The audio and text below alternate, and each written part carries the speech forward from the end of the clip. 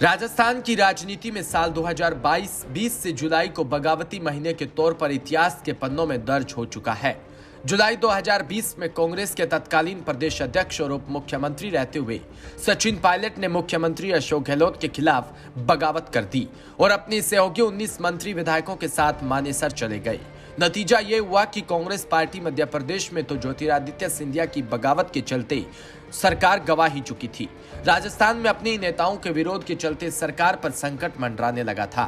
तमाम आरोप प्रत्यारोप और राजनीतिक उठापटक के बाद जब दिल्ली में प्रियंका गांधी के बीच बचाव कर सचिन पायलट की वापस पार्टी में एंट्री करवाई, तब जाकर राजस्थान में कांग्रेस की सरकार बची। पायलट की वापसी तो कांग्रेस में हो गई, लेकिन उनको बगावत वाली जुलाई के उससे एक महीने में हुआ नुकसान का दंश आज तक झेलना पड़ रहा है। जिस पायलट ने जुलाई 2020 में प्रदेश कांग्रेस अध्यक्ष और उप मुख्यमंत्री जैसे प्रतिष्ठित पद गंवाए, उसकी भरपाई आज तक नहीं हो सकी। पायलट 2 साल बाद भी न तो संगठन में कोई पद पा सके और न ही राजस्थान की सत्ता में उनके लिए रास्ते खुल सके। भले ही वो मुख्यमंत्री अशोक गहलोत के साथ कांग्रेस के हर राज्य में स्टार प्रचारकों की लिस्ट में शामिल होने के साथ ही सीएम के बराबरी में ही गांधी परिवार के साथ जुड़े रहे हो, लेकिन हकीकत यही है कि जिस बगावत करने वाले माह जुलाई 2020 में पायलट ने अपना पद और प्रतिष्ठा गंवाई, वो उन्हें अब भी औपचारिक तौर पर वापस नहीं मिल सका।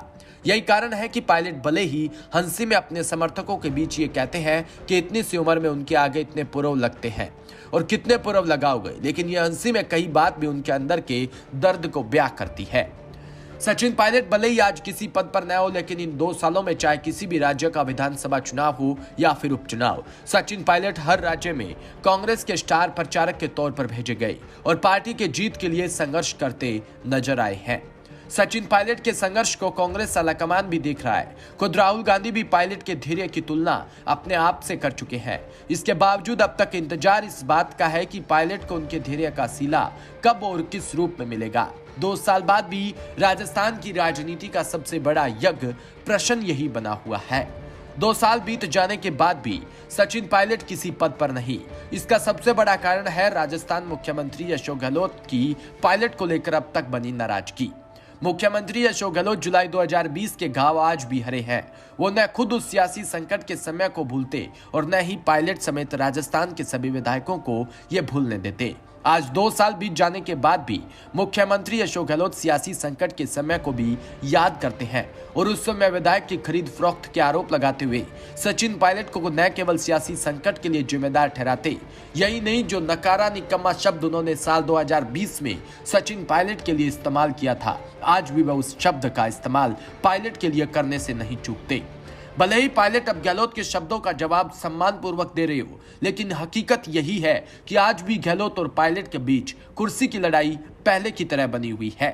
साल 2020 में राजस्थान कांग्रेस के सियासी संकट में अपने प्रदेश और उप मुख्यमंत्री पद गंवाने वाले सचिन पायलट भले ही किसी पद पर न हो, लेकिन उनके साथ बर्खास्त किए गए दोनों मंत्री रमेश मीणा और विश्वेंद्र सिंह फिर से मंत्री बनाए जा चुके हैं।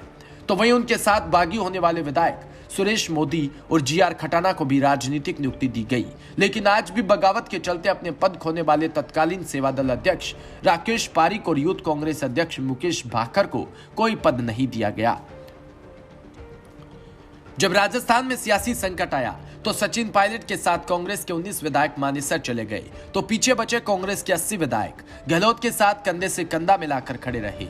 13 जुलाई से लेकर 31 जुलाई तक जयपुर के फेयरमाउंट होटल में और 31 जुलाई से 13 अगस्त 2020 तक जैसलमेर में हुई बाड़ेबंदी में वो गहलोत के साथ खड़े रहे। उस समय मुख्यमंत्री अशोक गहलोत ने लड़ाई को 80 बनाम 20 का बना दिया। आज भी हालात कमोबेश यही बने हुए हैं। ज्यादातर विधायक सचिन पायलट से दूरी बनाए हुए हैं। Bureau report, DPK news.